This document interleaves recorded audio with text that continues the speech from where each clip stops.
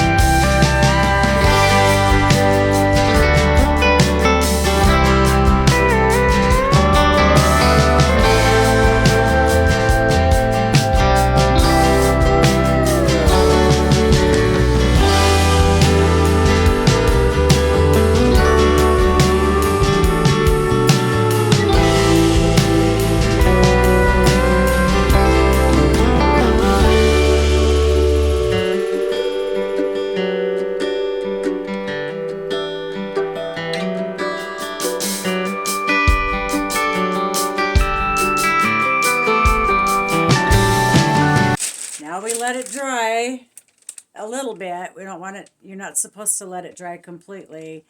And then we're going to take the tape off. And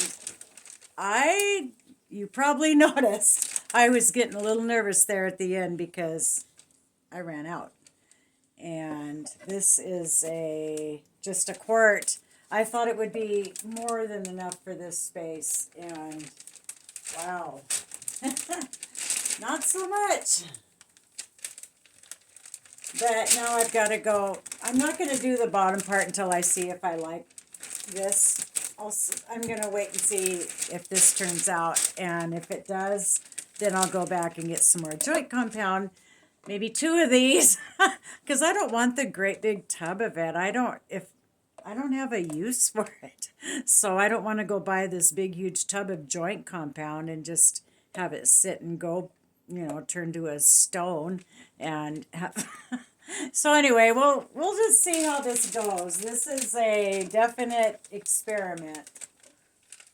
I'm not sure. This is awfully wet over here. I'm just gonna kind of, is it too soon? I don't know what to do.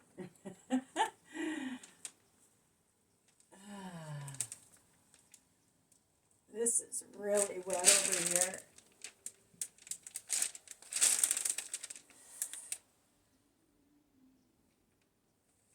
See, I'm afraid if I take it off too soon and it's still really wet, it's going to start running down, and I don't want that to happen.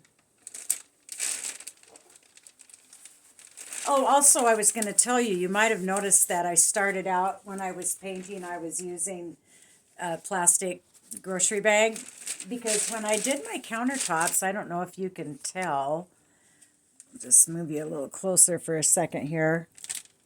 If you can see my countertops, I did that kind of essentially the same technique. It's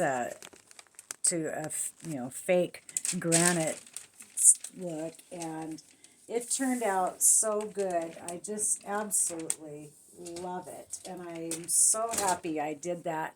I had the butcher block. Sorry, totally lost it. I had the butcher block Formica on there, and I think it was probably in every mobile home built between up until whatever year. But yeah, and wasn't that it was in bad shape. It was just, I just wanted something that looked better. And I couldn't afford to go have new countertops put in. So I saw a video just by chance on YouTube, because it never occurred to me that you could do that. Or, I just had never heard of anybody painting their countertops before, because, it just sounds like a terrible idea. But I accidentally stumbled upon this video and watched this woman do that to her countertops, and I just absolutely loved it. And so I watched it like 50 times, and then I went and bought the stuff and did it myself. And boy, I'll tell you, that was kind of a nerve-wracking deal, because I thought, oh, what if I don't do it right and it turns out to look just terrible?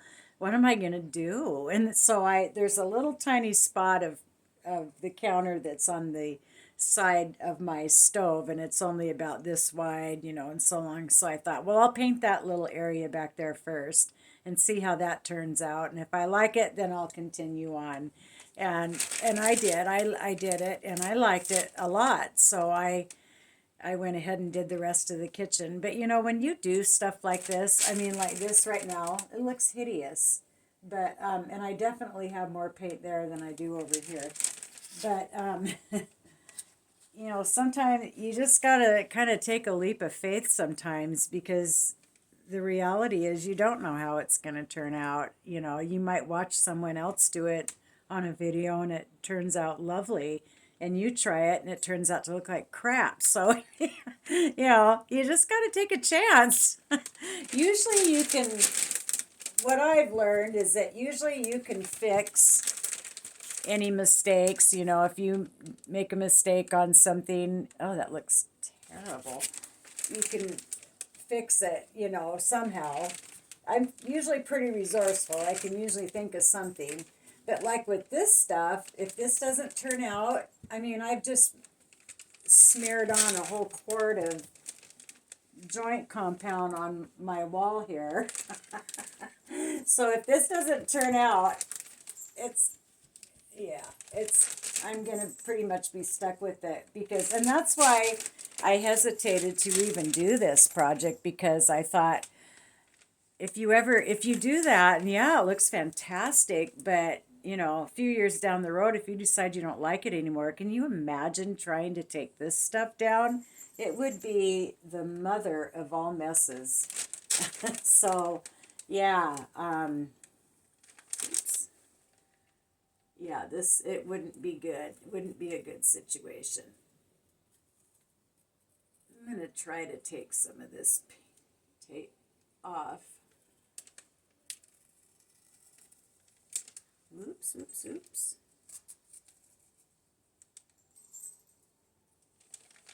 Am I?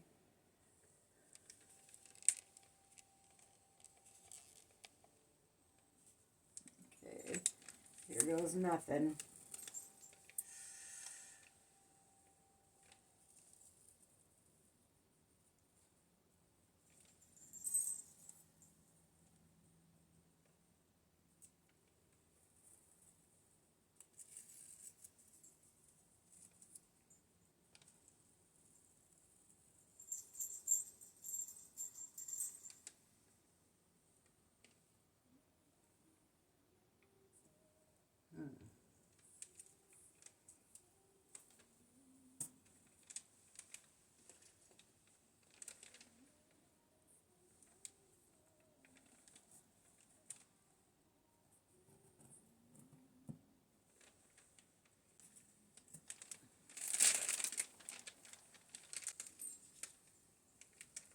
Actually, I think this is gonna look pretty good.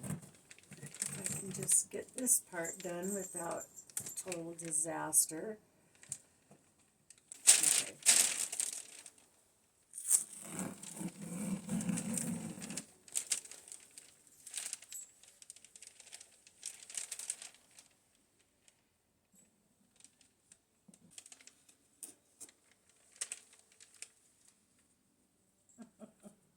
Oh my gosh, what a mess!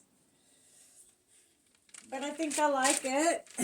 It's gonna look a lot better once I get the white, you know, get it.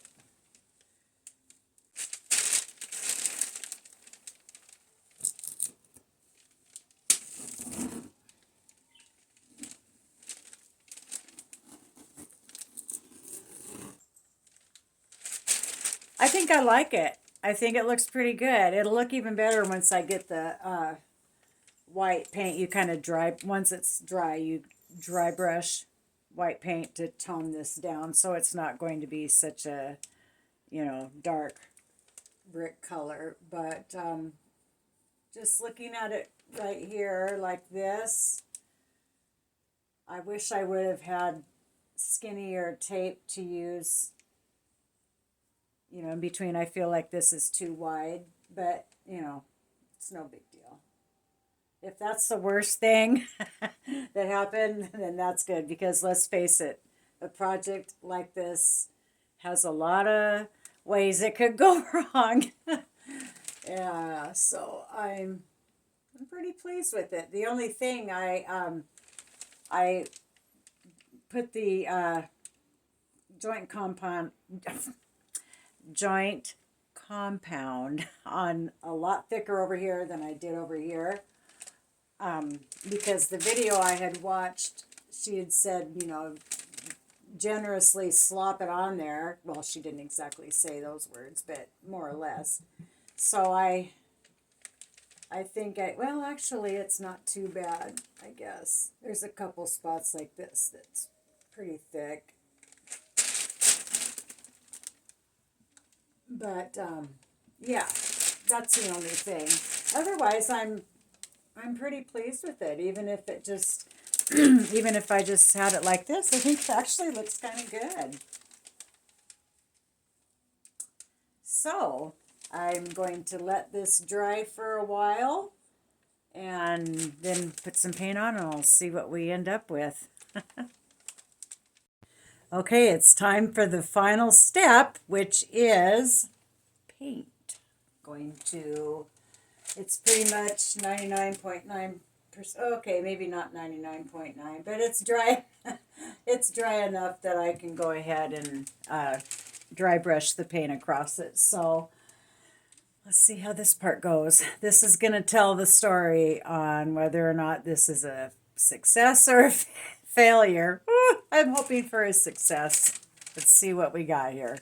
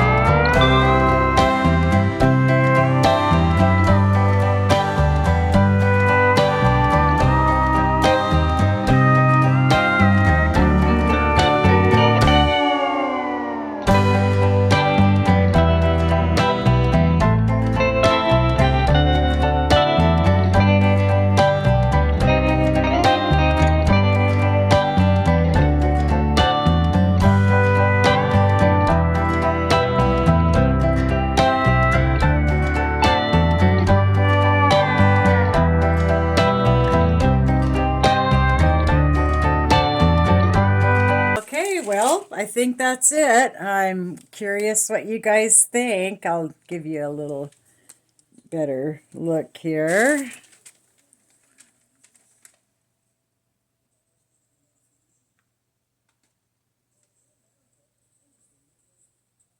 I think I really like it. I better like it because it's not going anywhere. Oh, I can't imagine taking that down. But it's gonna stay. So I'm really pleased with how it turned out, but I don't think I'm going to do this part down here because I just think it might be too much. I don't know. I'm gonna think on that because I don't want it to be, overkill. So we'll just think about that for a while. I'll give you a better view from back here a ways. You can see the whole thing. I don't know. What do you guys think? Should I do the bottom part too, or should I just leave it? I don't know. Well, anyway, we'll see how that goes. I'll wait and see if you guys have any suggestions on if I should or shouldn't do the bottom part. But thank you so much for joining me for this project. I really, as always, appreciate you watching.